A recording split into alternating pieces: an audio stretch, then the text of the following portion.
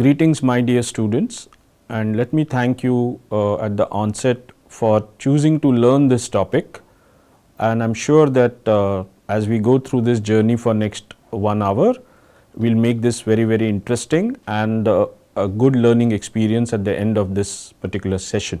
Let me thank National Commission for Homeopathy and the Homeopathic Education Board for giving me this opportunity to interact with all of you. So, today we are going to discuss and understand creative thinking and its relationship to personal growth. This is a statement that I want all of us to remember. The comfort zone is the great enemy of creativity. So, I think the next 30-40 minutes you are going to see how we will step out of this comfort zones and understand people who did that in their life and became extremely creative and useful to the society. So, our agenda would be to understand what is creative thinking, to understand the relationship between creativity and personal growth, variations in society and its effect on creativity, difference in the creative patterns, educational creativity, what it is, educational approach to accommodate creativity in the program, how to create efficient creative spaces around ourselves, homeopathy and its relationship with creativity, and finally the alchemy of creativity. So, what is creativity? Let us understand what creativity is all about. It is our ability to look at a problem and come up with a good solution to solve it. This is in general an understanding of creativity and its creative thinking. Once we understand the problem, it has nothing to do with the subject matter, the job, the issue or the question that we are studying with. It is all about how we actually understand a particular issue, problem or a question and try and find a sustainable solution to that particular issue. There are creative people as inventors, there are creative teachers, there are artists who are creative, even the cleaners who clean our day-to-day mundane properties are extremely creative sometimes if you observe them. Good creative people often just connect different ideas in a beautiful new way and make them commercially, socially and scientifically viable. Let us understand what I am trying to say here with the help of a case study. So, I will give you a background of this case. This is more from a social perspective. So, there are 3/4 of our Indian population live in 6 lakh villages with a varying population between 800 to 5,000 inhabitants in each village. So, you can see there is a large variation between the population itself in the villages. In absolute numbers, the rural population is increasing. Close to 40% of our rural folks live below poverty line, 10% are challenged with disabilities and special needs, and 50% of the population is illiterate and at least 50% do not have access to clean drinking water, schools, primary healthcare facilities and all weather roads. Now, these numbers are true more say 10 years before. Now, they might have changed, but I am trying to give you a case study where you can understand how creative thinking can solve a problem. Above numbers clearly tell the story of entanglement in poverty cycle and a deprivation trap due to inequitable distribution of resources leading to inability to cope with basic needs of life, which in turn impacts the productivity, health and education. So, first what we do is understand the need to solve this particular problem as to why we should be solving this particular problem. Now, basic transport is required for local movement, essential to cover very elementary needs of rural life like transport of water, transport of firewood, visits to market to buy groceries, access to healthcare centers and timely commute to school and business. Non-availability of transport causes loss of mobility and it isolates the people. Poor access in rural areas propagate the deprivation trap by denying the communities access to their basic needs, isolating them, making them feel powerless, vulnerable and get trapped in the poverty and feel physically and emotionally weak and deprived. Isolation due to poor access slows down the economic activity as well and creates impediments for dissemination of new technologies, techniques, and increasing the marketing and production cost by limiting access of the consumer as well as the labor. So, you can see that by not having a basic transport in a rural area, how much is the impact? It impacts every sector of our life, it impacts every domain of our life. According to the National Transport Policy Committee, fair weather roads. What are fair weather roads? Roads which are useful only when in a non-rainy season, connect only up to 55% of villages. In order to cover all villages, all weather roads, an investment required may be in order of 30,000 crores, which is beyond the scope of existing priorities of the government for investment. And it's not just about 30,000 crores, but it's also about the time and effort required to cover this entire distance. Passenger transport is mainly by bicycles and motorized vans in fair weather roads, and buses and various sizes and capacities are used only in all weather roads. Three-wheelers, scooters, motorcycles handle a small part of the transport. Since fair weather road is current reality and likely to stay so, a non-motorized transport, that is called NMT, essentially cycles, become the cheapest and the reliable modes of transport across all age groups irrespective of the gender. Where there is no motorable road, animal driven carts and cycles play a very important role in freight movement and personal movement as well. Although the variations from village to village and country to country be enormous, it is clear from the research to date that burden on women is lower when there is a widespread use of appropriate transport modes. What it means is, where there is no transport or inappropriate transport modes, the burden on women for their day-to-day activity increases. A woman benefits from use of a non-motorized transport indirectly due to transfer of responsibility of household tasks from women to men. This is particularly a case for travel to grinding meals, water and firewood. Traditionally, women's role in rural setting are numerous and varied, like food preparation, child care, crop production, marketing for groceries, drawing and storing water, cleaning of clothes, collection of firewood and care for their infants. So, you can see that women become more vulnerable and they are impacted hugely when the transport facilities are limited. Most of the time women have multitude of tasks and that must be completed often at the same time. So, women have to multitask. It is clear that because most women are unable to multitask single handedly, young girls who usually are the daughters and the sisters, younger sisters, are forced to forego their education in order to help in the household task. So, you see a issue of transport goes deep down not just for one generation, but to the next generation as well. Multitasking requires that women retain flexibility of timings, which may be supported by use of a single non-motorized transport. It also impacts health. Heavy workload can take its toll on health of a woman in rural areas. The actual process of carrying heavy loads can cause headaches, backache, pain in the neck, and more seriously spine can be deformed or there could be osteoarthritis of knee, etc. Accidents while carrying this can also cause problems of spine injury and slip disc, injury to children while they are being carried, broken backs, etc.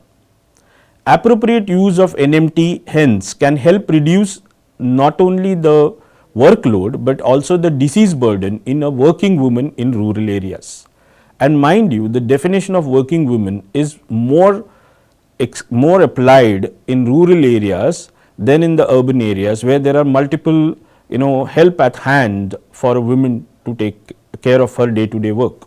According to UNICEF, the school dropout scenarios in the country is extremely high. Over 80 million children are not completing their full cycle of elementary education. In addition, 8 million are out of school for over next few years.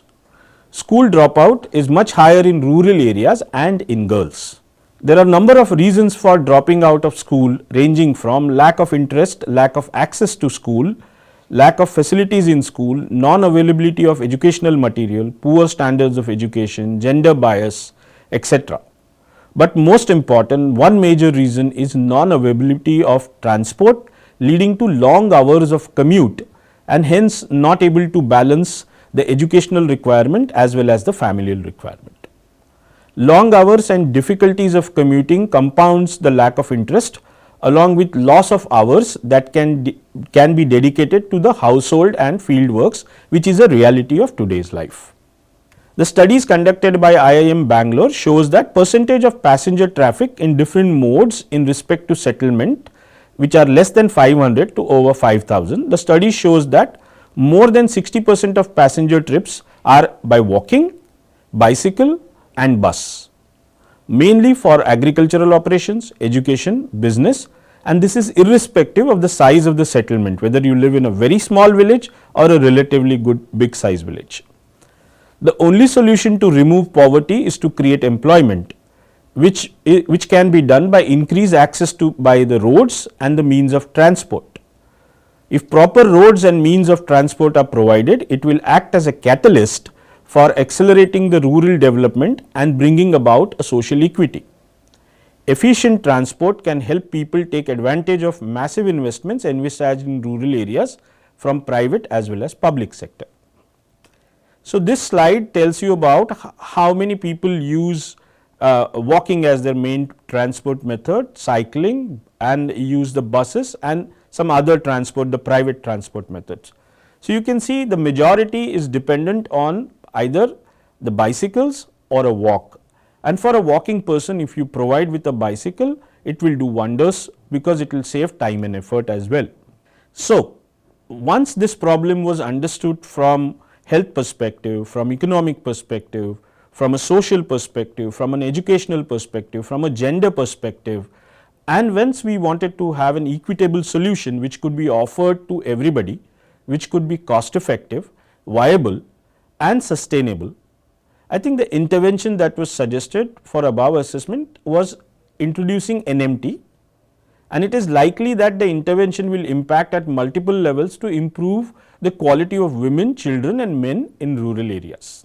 So, this recycle, if you can understand, is nothing but a very simple intervention where we are connecting 3 dots to give a sustainable and a viable solution which will have impact at multiple levels in our rural society.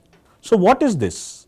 You can see this bicycle donation drive where used cycles lie in abandoned housing societies are recovered, and then you can see in this slide that they are revamped and refurbished. So, they are made from an unusable cycle into a usable cycle, and then you see the government comes into play and they build cycle tracks, or they can use cycling tracks to use these particular cycles not only in the rural areas, but in the urban areas as well. And there we offer a particular solution where we recover a cycle which is not usable, lying in the garage or lying in the basement of some urban housing society. We take it free of cost, we revamp it, refurbish it, make it absolutely viable and usable, and then redistribute it. The key point is to redistribute the cycle to the person who requires it most. So, you see there are 3 recycle has 3 components: recover a cycle, refurbish it and redistribute it. So, essentially you see the problem looks very big when we look about using not having a appropriate transport mode, and it has impact at multiple levels: personal, gender wise, educational, health, economic and other activities as well.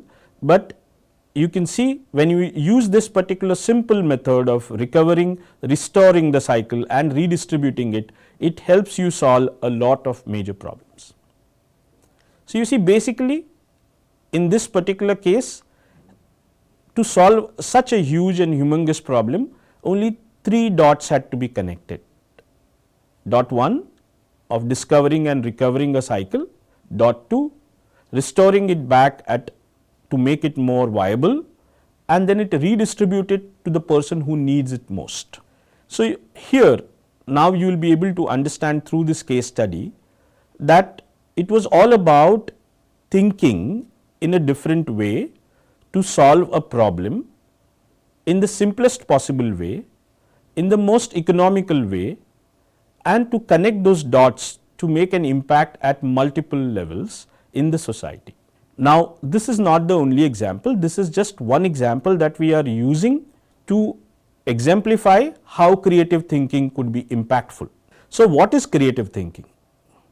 It can be termed as an innovative thinking, it can be termed as thinking for solving a problem, it could also be termed as critical analysis and critical thinking, or as it is now said, thinking out of box or out of an unorthodox box. So, it is essentially an unconventional way of thinking. Let us go into a little bit about what are the types of analysis of thinking itself. So, there are two types of thinkers mostly. There are adaptive thinkers and there are innovative thinkers, and mind you, both are very, very essential for the composition of a society. So, adaptive thinkers essentially improvise, they work within the set norms and they focused on detailing and making the system more efficient. For example, anybody involved in day-to-day operations of, let us say, a hospital. So, he works within the set norms of the hospital, but to improve the turnaround time of a patient, to make sure that the quality of healthcare is delivered well, he would be focusing on day-to-day systems, on and detailing of each system to make sure that everybody who is a part of that system, be it a person, be it technology, be it any other stakeholder, contributes their best in a systematic way to give the best possible outcome to the user. So, this could be a simple example of what an adaptive thinker can do. He becomes a very important person because he is trying to make a system work more efficiently. Now, there are other thinkers which we are talking about as innovative thinkers. Now, innovative thinkers usually think out of norms. They do not think essentially within the system, but they can also think outside the system. They can think about completely new ideas. They can handle multiple ideas at one given point of time, but usually would not be going into details of it, but would like to keep it at a very broad spectrum ideas which will be then used for creating a detailed plan. So, you see there are two levels and two types of thinking. One, as I said, the adaptive thinking, which is more conventional, more linear and more sequential, and the innovative thinking, which is a bit out of norm, mostly broad and multiple ideas coming from a completely new perspective. There is also what we call as convergent thinking and divergent thinking, which runs more or less on the parallel lines. So, divergent thinking is a type of thinking that is focused on generating a wide range of ideas, possibilities and solutions. It is an exploratory process that involves brainstorming, mind mapping and other creative techniques to generate as many ideas as possible. So, the focus is to generate as many ideas as possible. In a divergent thinking, the goal is to think outside the box, outside the norms and come up with an unconventional solution that may not have been considered before so far. This type of thinking is essentially useful in creative fields such as advertising, designs, innovations, where coming up with new and original ideas is very, very critical. Now, compare that with the convergent thinking. It is a type of thinking that is focused on finding the best solution. The divergent thinking deals with possibilities and convergent thinking deals with finding the one best solution or an answer to a problem.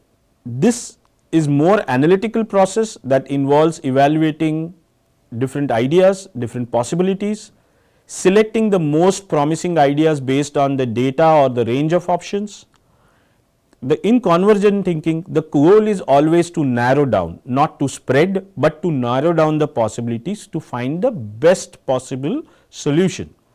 This type of thinking is often used in fields such as science, engineering and mathematics, where there are clear right and wrong answers, and the idea is to select the best possible applicable answer for a given problem or a given question.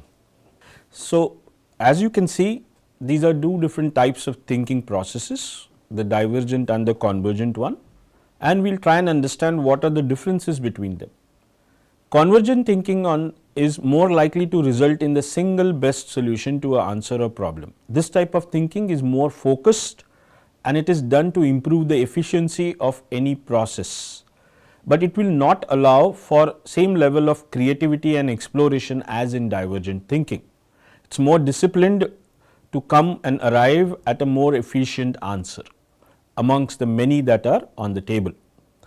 Both divergent thinking and convergent thinking have their own strengths and weaknesses, but they can be used in different situations depending on the nature of the problem or the task at the hand. Divergent thinking is more exploratory, it is more open ended, it is more free flowing of ideas, and convergent thinking is more analytical, more focused and more logical. Now you can understand that everybody will not have all the characteristics or an attribute for us to be proficient in both types of thinkings, but nevertheless with education, with practice, one can become reasonably proficient in using both the divergent and convergent thinking processes to solve a problem. Now, there is a third type of thinking that I am talking about, which is even more useful, and that is called as lateral thinking. So, lateral thinking was first coined by Edward de Bono, a physician, in his book The Use of Lateral Thinking way back in 1967.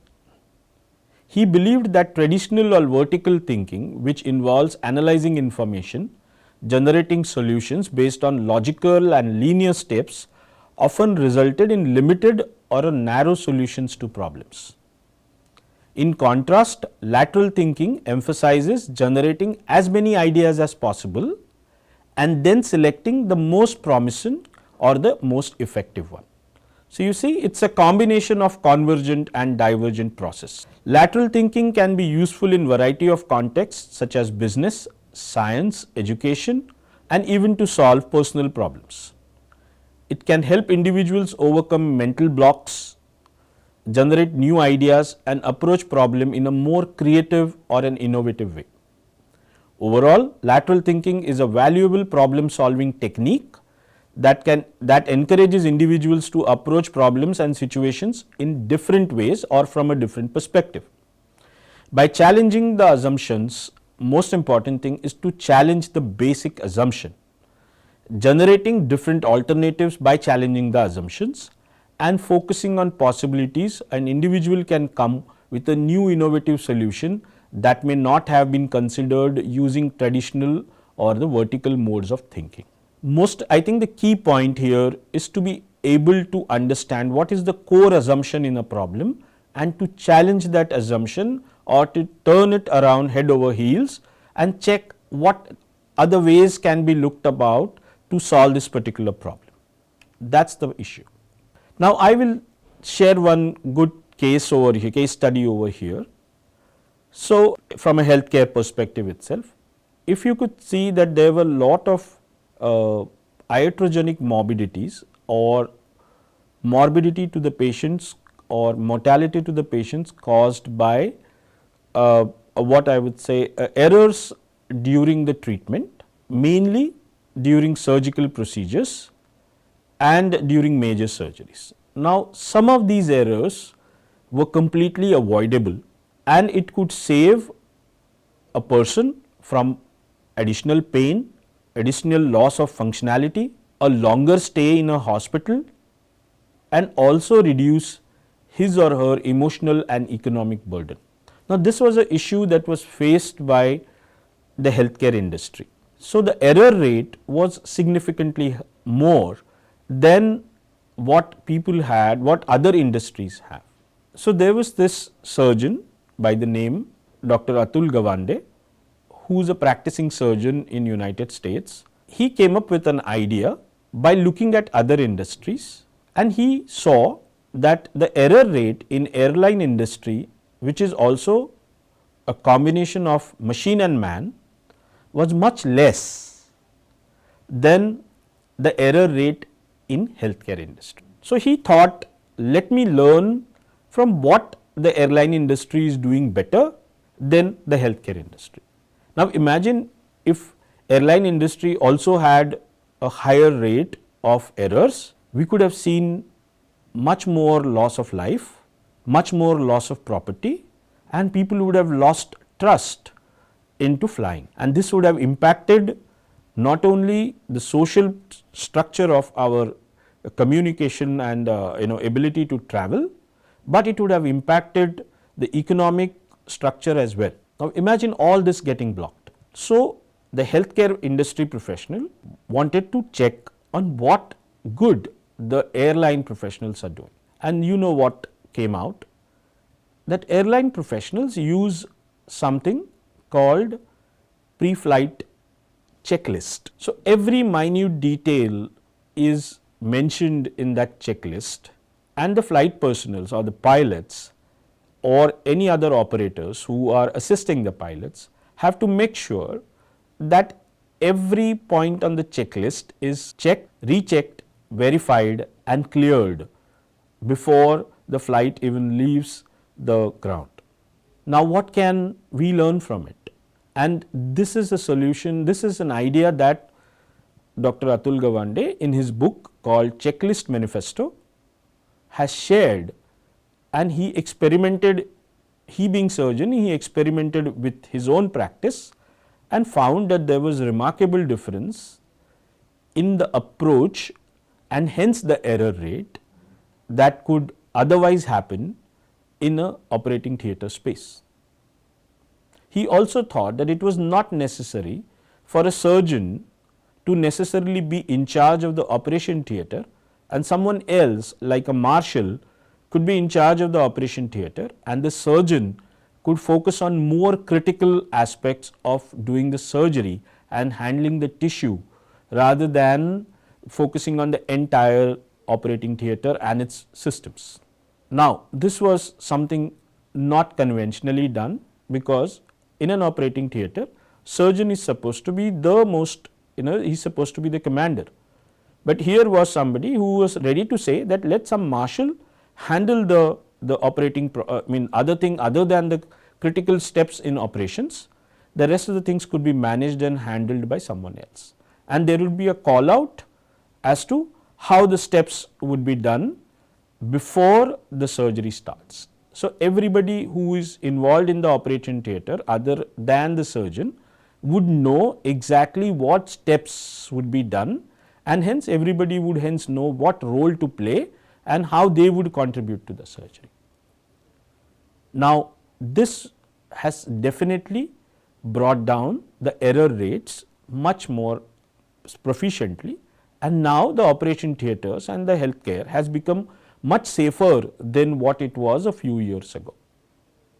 Thanks to this lateral thinking and innovative way of learning from other industries, we could make the lives of our patients more safer, give them lesser pain because of our treatment modalities, reduce the length of stay in the hospital, reduce the emotional stress, and also bring down the economic cost of treatment. Now, with this example, I think it's not very difficult to understand how these thinking processes work.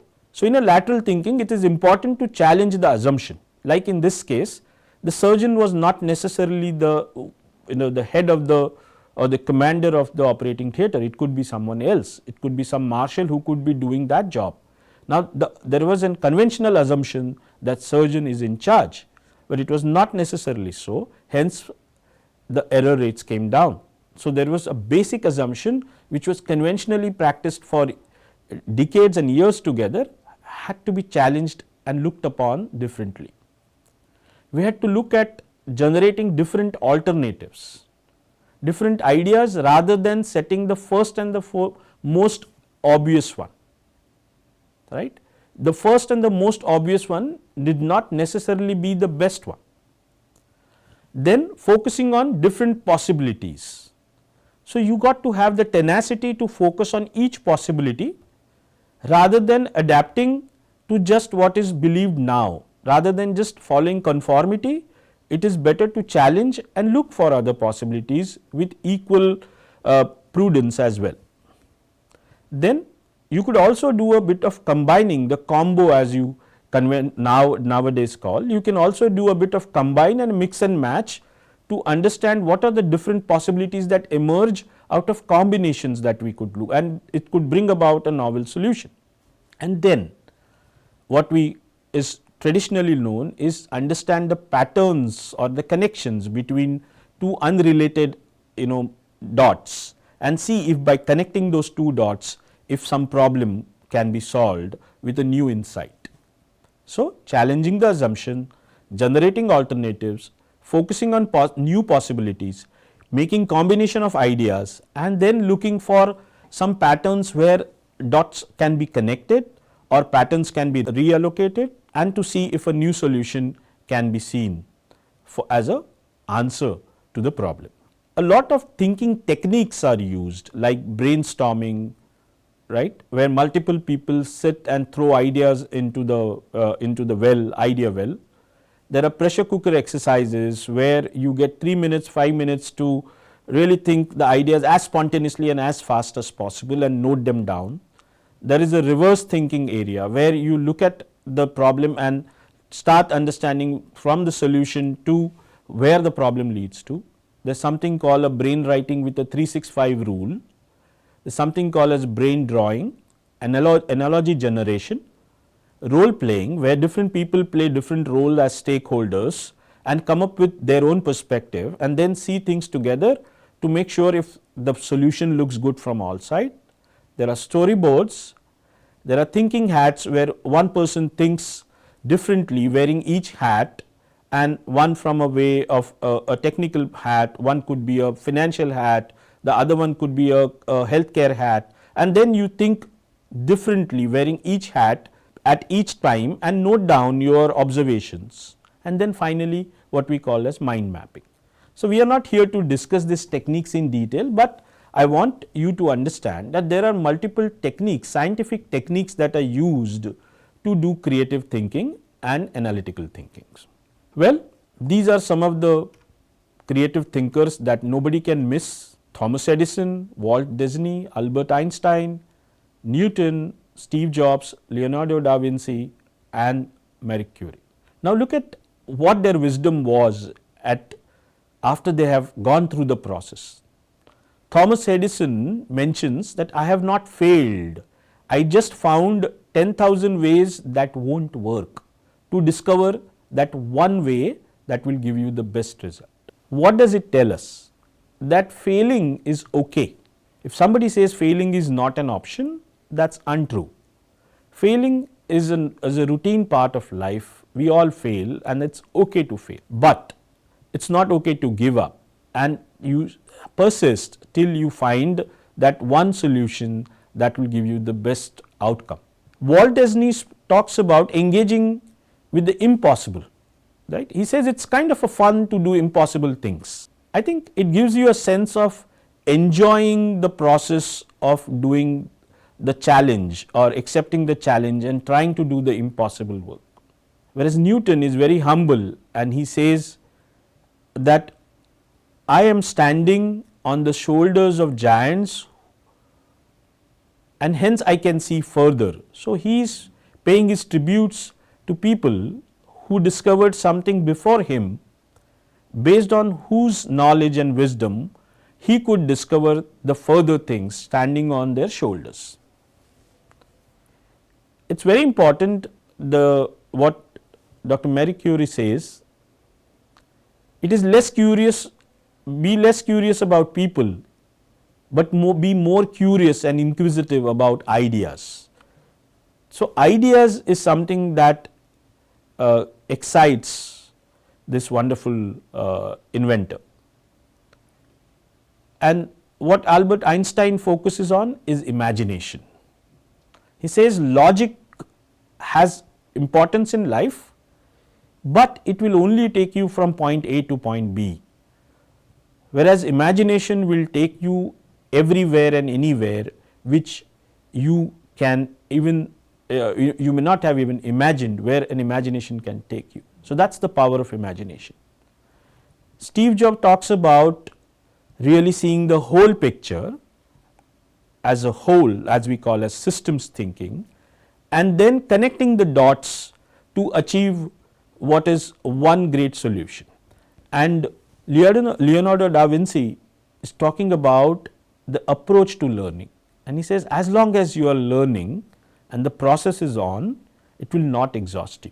So, you can see all these greats, what they have learned out of their what they have learned out of the process is very distilled wisdom, right. It is okay to fail, it is fun to engage with impossible, imagination has power more than logic if applied well. It is important to be curious about your ideas and not just give them up. It is important to be humble because someone else generated knowledge before you and you are using that knowledge to take it further, and more important, it is never exhausting to keep learning. And that is, I think these are some great pearls of wisdom that we can understand from these creative thinkers. Now, there are two constructs of creative motivation. What motivates these people? There are two constructs of creative motivation. One is called deficiency creativity and other being actual creative.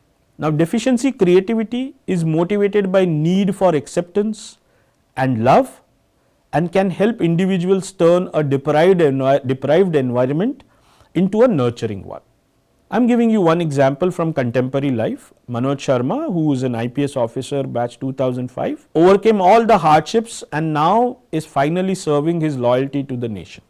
I think we all know about his story, and if you haven't heard about him, you may please be able to go on the net and find out about him, the type of hardships he came and the type of deprived environment that he came to be what he is today. So, that is what I am saying. You start in a deficient environment, in a deprived environment, but you have the drive and you have the means and the methods within yourself to rise and become what you are today. And being actual creative, which is motivated by a higher level of growth need or what we call as self actualization, and may bring a very transcendental satisfaction in this particular way. Let me give you this example of this great individual, Dr. Prakash Baba Amte and his wife Dr. Mandakini, whose ICMR Lifetime Achievement Award by Bill Gates Foundation. And I think they are the ones who in a very remote place have kept the humanity alive, not only to the human beings, but they have been extremely kind and taking care of the animals, wild as well as the domesticated, and they live an extremely simple, down to earth, within the nature, and a very pious kind of a life, which is very, very simple, taking care of the community, taking care of the environment, taking care of the people and the fauna and the flora and the animals around. This is a wholesome living, which is very, very simple, very difficult for many of us to even imagine doing this in today's world. But this kind of a creativity gives you that the very sense of purpose and the self actualization which every human being is striving to achieve. So, let us have a look at some other examples as well. Neeraj Chopra, I think everybody knows, very proud, we were very proud of him having won the gold medal in Olympics as well as the world championship. Born in Panipat in a family that was involved in agriculture. So, there was no precedence to his sport, nobody was a sportsman. He was riddled with obesity, and can you imagine somebody riddled with obesity getting into gym, getting himself into a fit shape, and then not only getting into a fit shape, but kind of excelling at the international level to be one of the top athletes of the world. What we can see here is how he came from a humble background, was riddled with a health issue, and he did exact opposite through his hard work and through his focus and dedication to bring about glory not only to himself, but also to our nation. Late Mr. Irfan Khan, a renowned actor in Indian industry, British and American cinema as well. came from a very middle class background, no godfathers in film industry, not so typical good looking boy who would be needed for Indian screens, but he broke all the stereotypes just by his talent and self belief. Unfortunately for us, we will not see him in further films because he is no more with us, and that is a big loss, but he has made his mark on the film industry and also for people who would be inspired by the way he broke the stereotype, only focusing on his talent and self belief.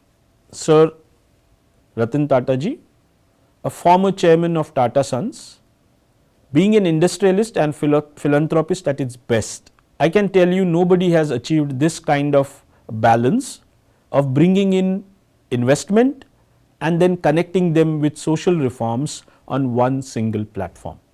He is an epitome of how to nurture businesses and then connect them to the society for all of us to grow together. Sudha Murthy ji, an educator, author, philanthropist, I think she again broke all the social norms by being a very early engineer and somebody who was talented, somebody who was bright in education, and somebody who was breaking the norms, because at her times when she became engineer, engineering was a male dominated educational field, which I am sure it is not now, but back then it was a male dominated scenario, and she stood tall amongst all the male contemporaries and kind of was a bright student and did well not only in engineering but all the fields that she touched. I think it is her sincerity, simplicity and sense of purpose with which she works that gives us this particular wonderful great individual in our India today. Sheetal Devi is an Arjuna award winner. She is a para archer and she suffers from what is called as phocomelia. So she has, there is deficiency in the hands, and can you imagine somebody coming from that level, overcoming the entire health issues and becoming a champion in archery, where stability, balance and hands are the most crucial element of the sport. Superb achievement from these hardworking, dedicated and driven people to inspire all of us to overcome our own inabilities and our own blocks. Ramesh Babu, I think he has been in the names recently, comes from a very humble family, but what is more important is his focus, his humbleness and his consistency at that age. It is very difficult for a teenager who is just entering into from a pre-teens to teens to be highly focused, because it goes very against the nature of being a teenager. He is highly consistent and at the same time very, very humble. So you can see that there are different characteristics of these successful, wonderful people from Indian scenario. Rishabh Shetty, the Kantara fame, director and the national award winner, through his films brought creativity and culture together, connecting the audience. Why the film probably did well commercially as well as did well from a critical perspective is because it appealed to the audience, because he connected them to the roots. Now that is a very critical way of presenting a particular story. His Holiness Shivananda Babaji, a Padma Shri award winner and a Yoga Ratna award. If you can understand the early part of his life story, you would probably understand that he lost his parents and his siblings when he was not even 10 years old, and since then he has been living with his gurus, meditating, discovering self, spreading spirituality, practicing spirituality and bringing peace and contentment to the life of many. He has had a journey which many of us wouldn't even dream of. Very peaceful, very contented, indifferent to the requirements of day-to-day life and unbothered about any sort of pressure from external society. And here is an opposite, the Robert Downey Jr. He is an actor, an Academy Award winner, a Golden Globe winner, due to personal problems and setbacks, went into a bad phase, got addicted to drugs, but came out of this haunting experience and has now kind of excelled in the field of performing arts and acting. Why I am sharing this particular slide with you or a story with you is, it's never too late to get back. Everybody makes errors, everybody has problems, and you might get into a phase where the life is not good with you, but it's never late to get back and bounce back. And Steve Jobs, I think everybody knows, the co-founder of Apple, and the wonderful product he has gifted to the world. And mind you, his life was also not very smooth or a cakewalk, as we say. He had a roller coaster life, financial difficulties, nobody was ready to believe in him, and then he had to sell off his company and the product, and then he bounced back into creating some wonderful products that are now ruling the the mobility devices all over the world.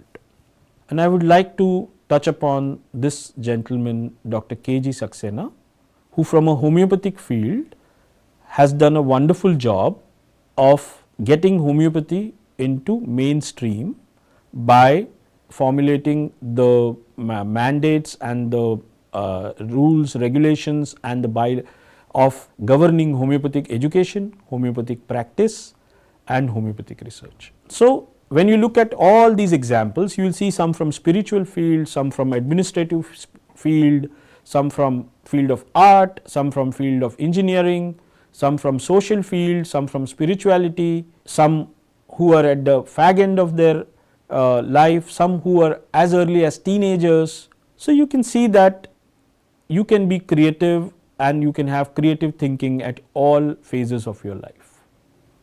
So, who can be creative? If that is a question, then the answer is all of us. You could be a painter, you could be an artist, you could come from a deprived society, you could be a chef, you could be an engineer, you could be a president of a nation. Everybody can be creative in their own roles. Even a homemaker can be very, very creative, and I have seen mothers and sisters, all of us, being extremely creative in managing their roles and managing their families. So, what differentiates us?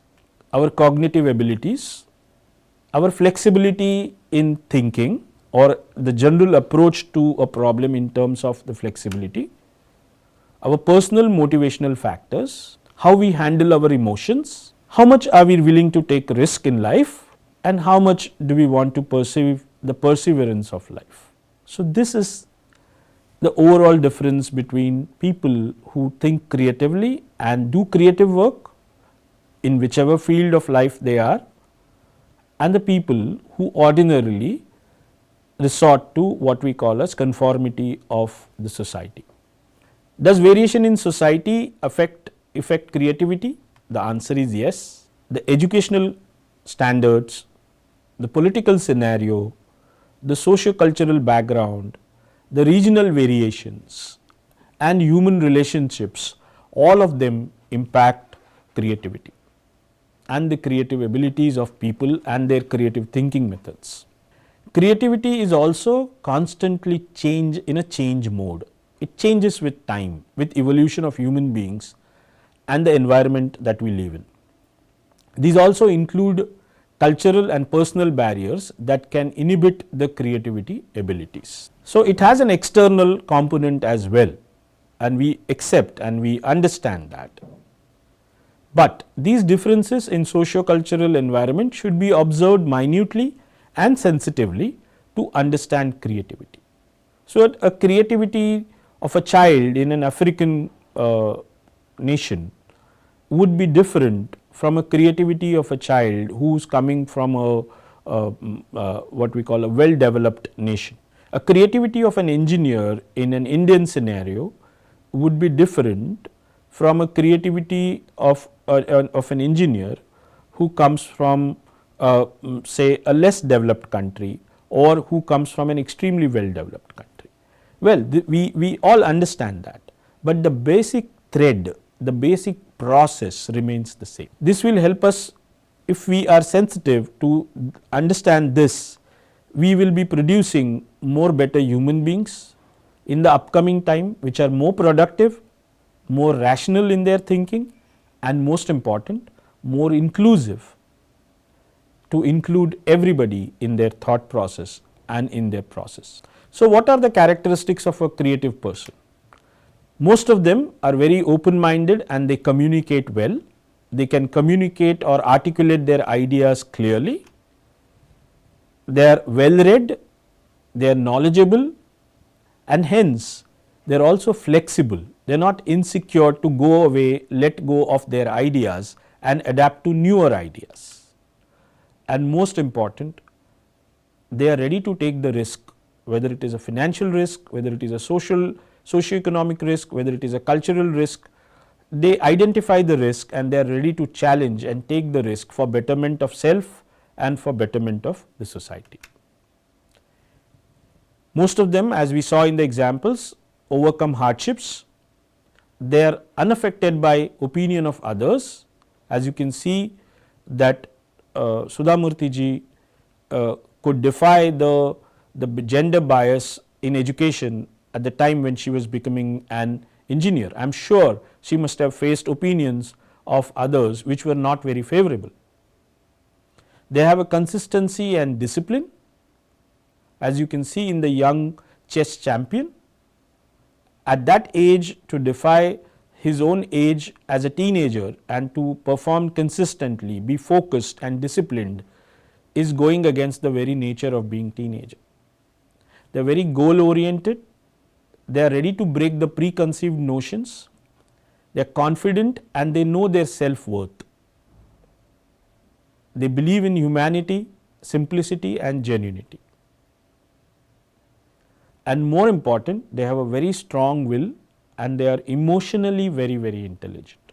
They are not just intellectuals, but they are emotionally very, very intelligent to understand the sensitivity and accommodate the various perspectives that come their way.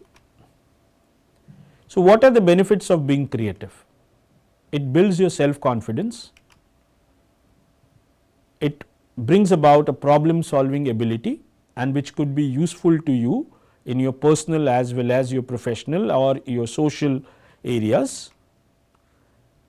Once you are a confident person and once you have this ability to solve problems, I think you automatically get success.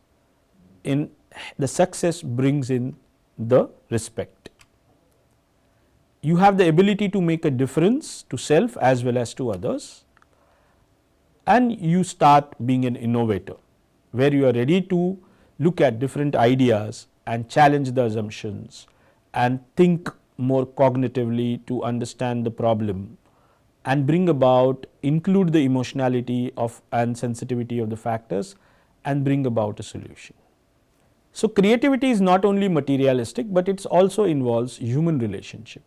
It requires personal integrity, a very sharp perception of the environment around you and the problem, subtle sensitivities and a lot of humbleness. Social creativity is a requisite substance to be explored in the society, and that I believe the younger generation should do.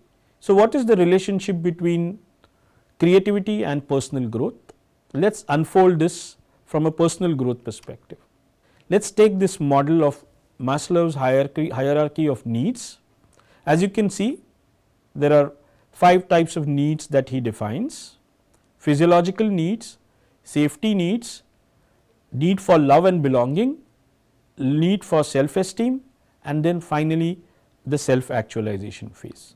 To have a better understanding of human mind and needs, Maslow proposed that human needs can be organized into hierarchies. This hierarchy ranges from a concrete needs such as need for having food and water to the abstract concepts such as self-actualization. According to Maslow, when a lower need is met, the next need on the hierarchy becomes our focus or our attention. He includes 5 categories as we spoke about in the previous slide: physiological, safety, love, self-esteem and self-actualization. Physiological needs refer to basic physical needs like and drinking when thirsty, eating when hungry. According to Maslow's, these are the most essential needs of our life for survival. And some of these needs involve our efforts to meet the body's need for homeostasis. Safety needs, once people's physiological requirements are met, the next need arises is of safe environment. Our safety needs are apparent even early in the childhood to us as adults living in emergencies as well as adults living in emergencies in wars and disasters. These needs can also explain why we do things like purchase an insurance or contributes to our saving account. So basically every individual wherever he is in this world wants to protect his life, life of his family, life of his loved being and life of people around him. So everybody tries to gain some safety or a fallback mechanism or a safety net to feel secured and fulfill the need. That once safety and security is achieved, the next need in the hierarchy is to be feeling loved and accepted in the society. This need includes both romantic relationships, family generation, forming families, growing your families, having ties with friends, inclusion in social groups, inclusion in professional groups, certain amount of inclusion in a certain sect of society, and all this gives a feeling of being belonging and loved and accepted. The opposite of that would be being alienated, being lonely and isolated. So it's important that we are loved and we belong to a certain society to feel secured.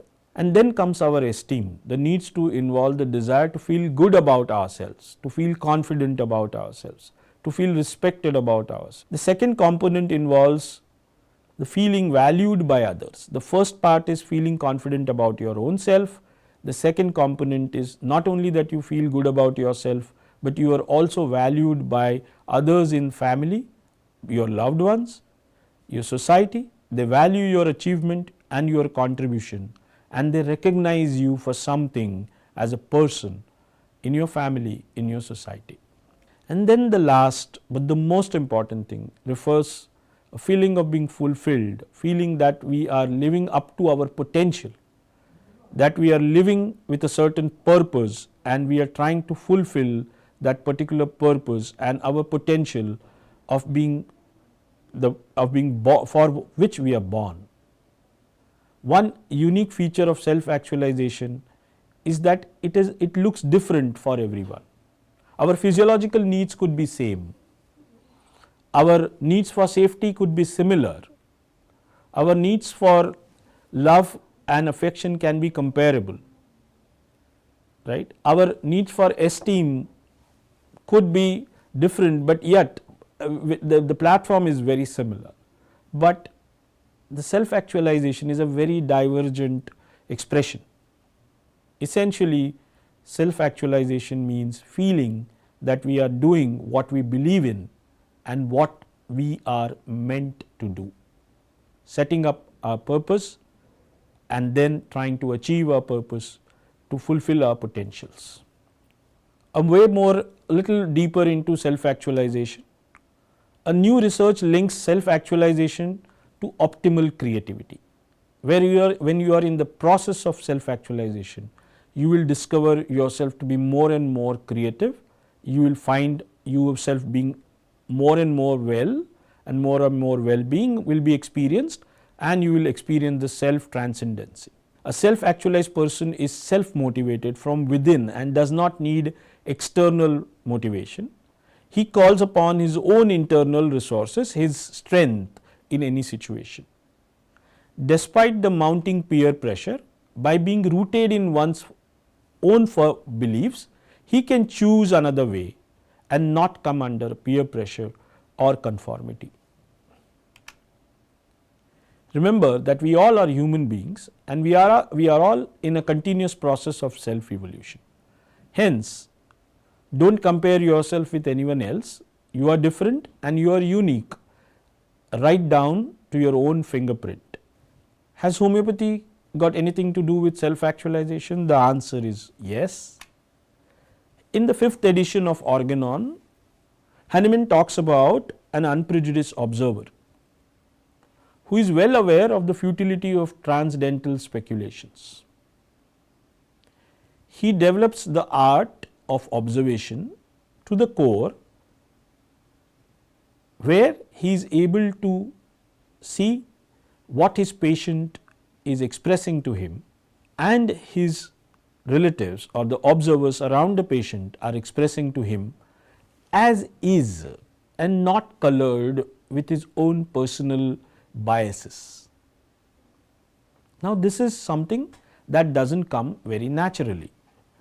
It is something that a homeopathic mind or a person engaged in homeopathic treatment or a homeopathic physician should cultivate over a period of time.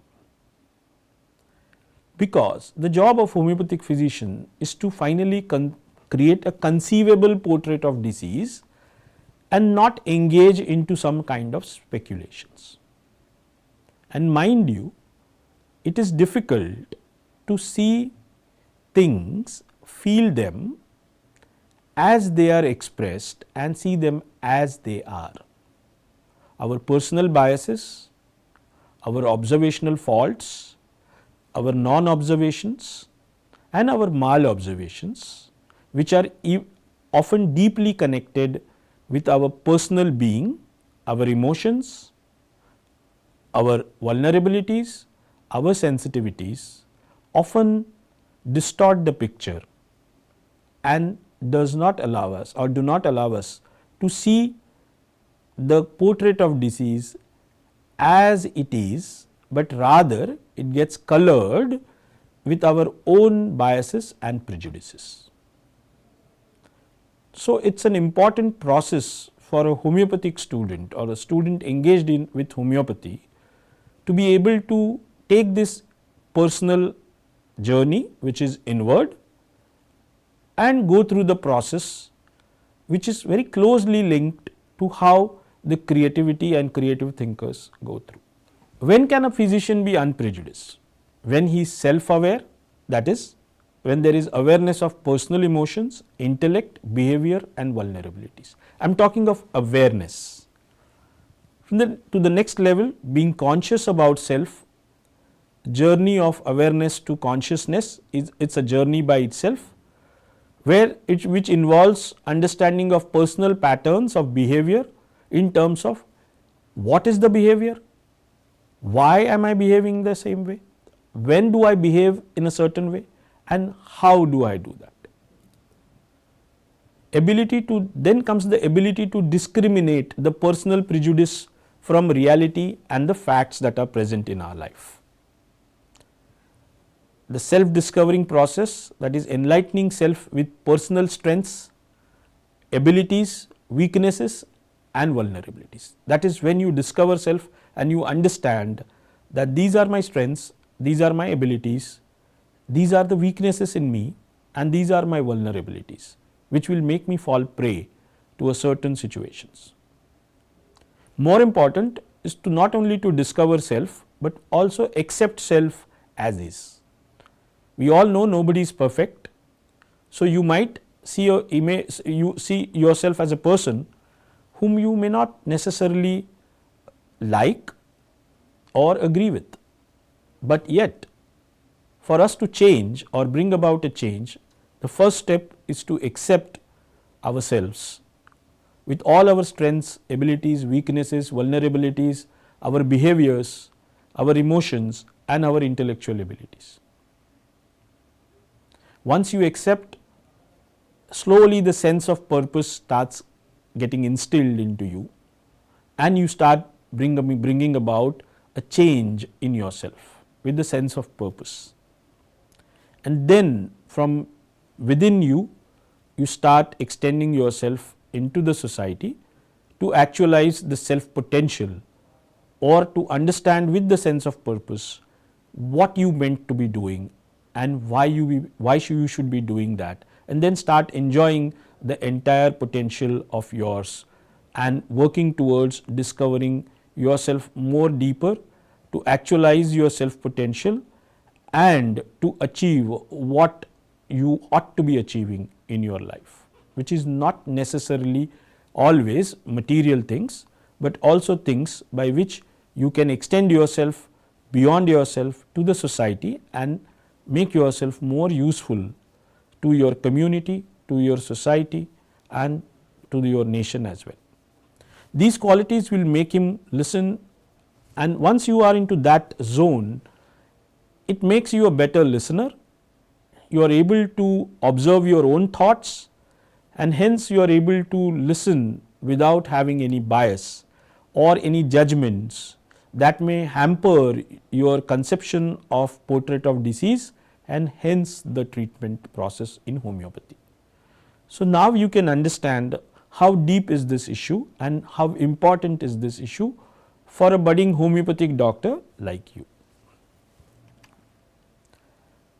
We are talking about the other sentence which is there, it is called the higher purpose of life. In aphorism number 9 in Organon of Medicine, in the healthy condition of man, the spiritual vital force, the dynamis that animates the material body, rules with unbounded sway and retains all the parts of organism in admirable, harmonious, vital operations as regards both sensations and functions, so that, mind you, so that the reason gifted mind can freely employ this living healthy instrument. Living healthy instrument implies the living being as is the mind and his body for higher purposes of our existence.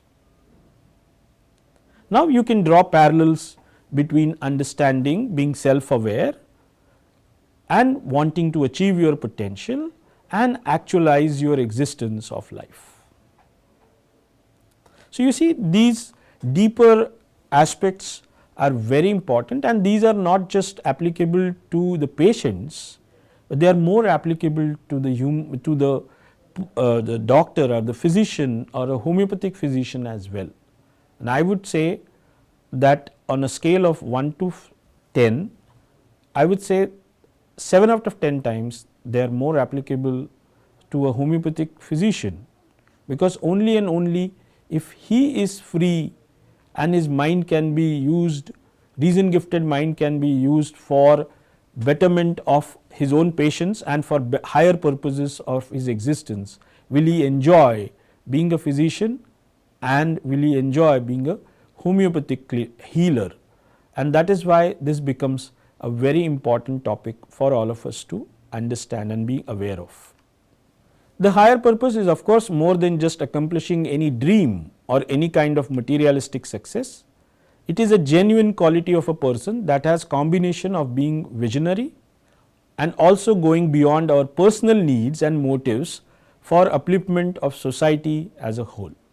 Now, I am trying to give you a parallel between how as a homeopathic physician you discover yourself from being unaware to aware, getting conscious of your own abilities, accepting your own self as you are, then defining or gradually emerging out into the purpose of your self purpose of your life, and then extending yourself into a self actualization mode where you really enjoy challenging and exploring your potential and helping not only yourself, but helping the society around you. Now, you look at the Maslow's hierarchy needs and you will see physiological needs are taken care of mostly by our parents and safety needs are taken care of mostly by us and our family. Love and belonging starts with our family, with our loved beings and extends to the society. Esteems have two aspects. One is your internal aspect of being self confident and having a good self worth, and other is being accepted by the society and valued by the society. And then comes the self actualization, which is essentially actualizing your potential of being born with a purpose in life. Should educational institutes garner creativity? Should they encourage creativity? The answer is yes. Creativity is especially important for educators. The growth of nation and the education of young people as responsible citizens is the primary goal of educators.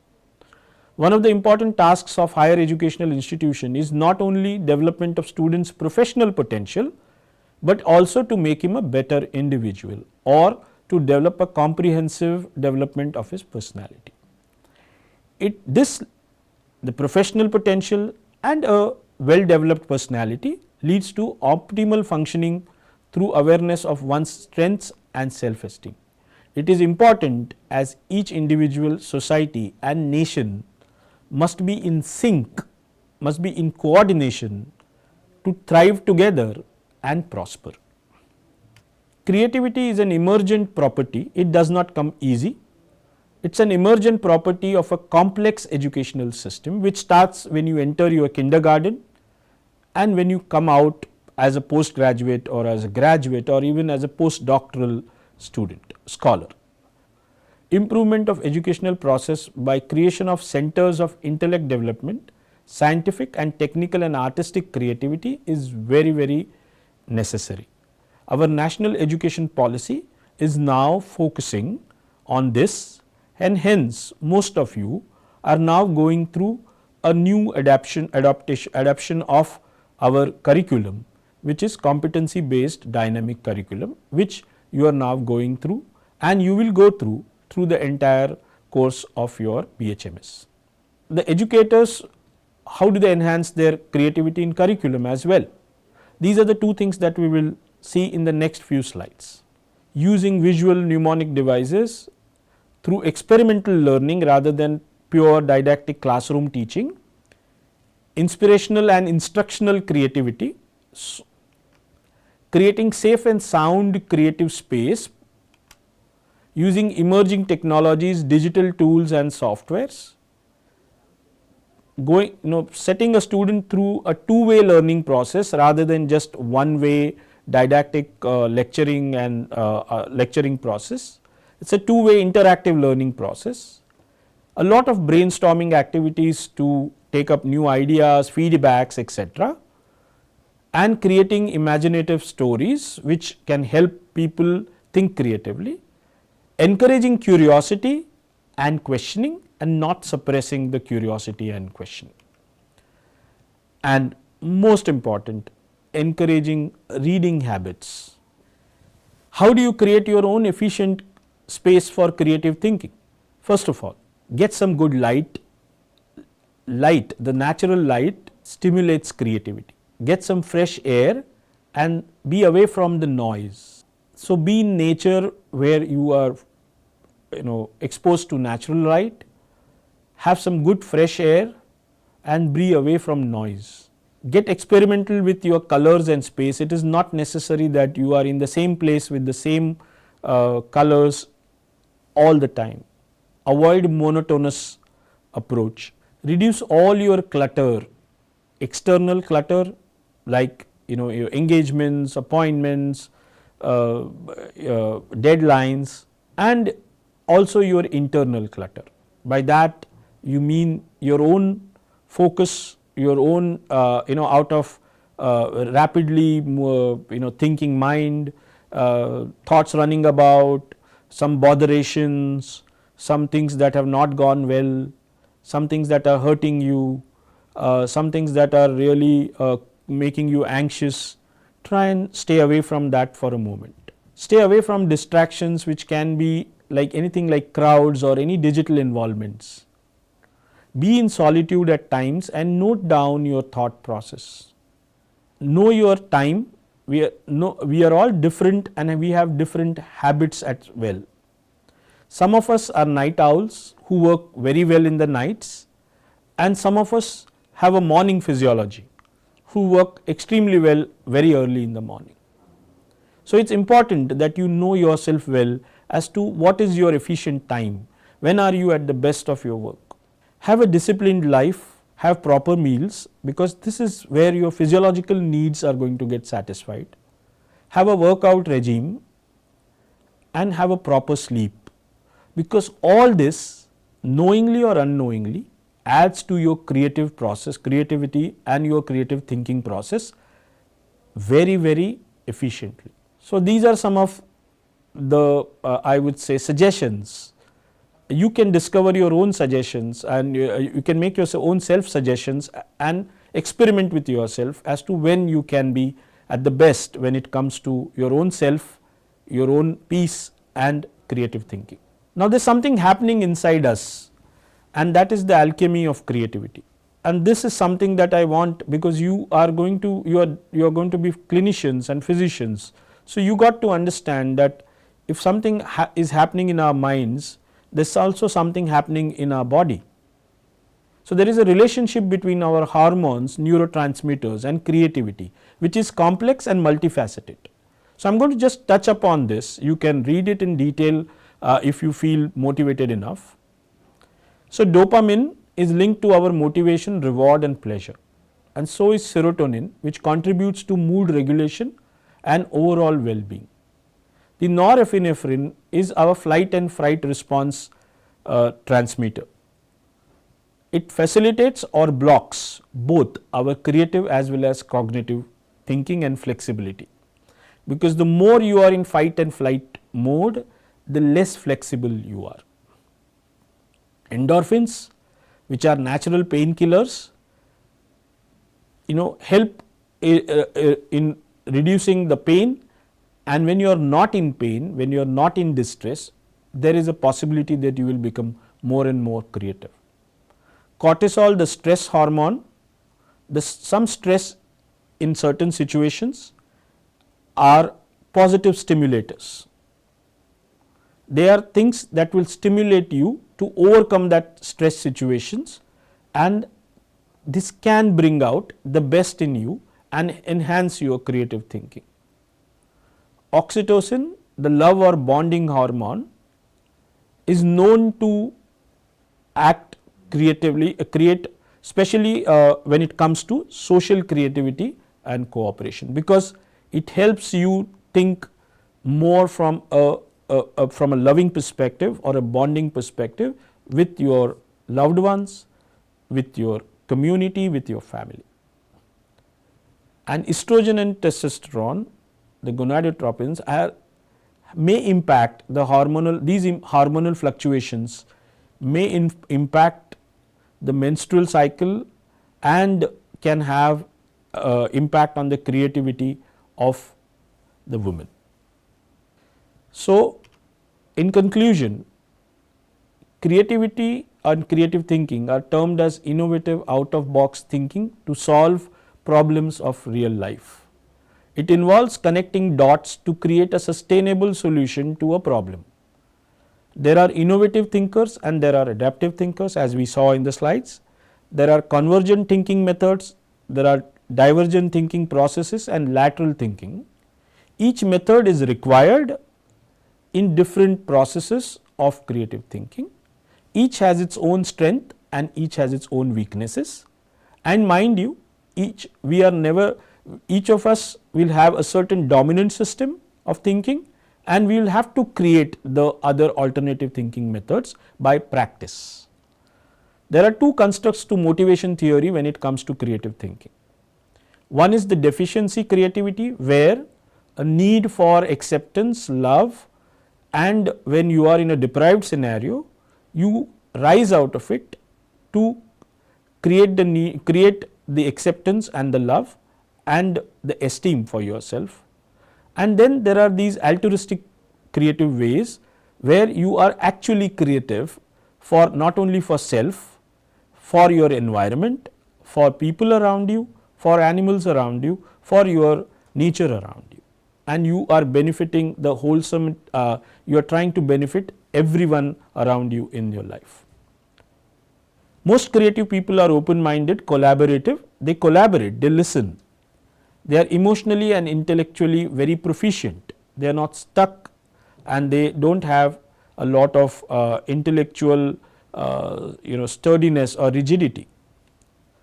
Creativity certainly brings to life joy and satisfaction, which is beyond materialistic gains, and it brings respect and honor to life.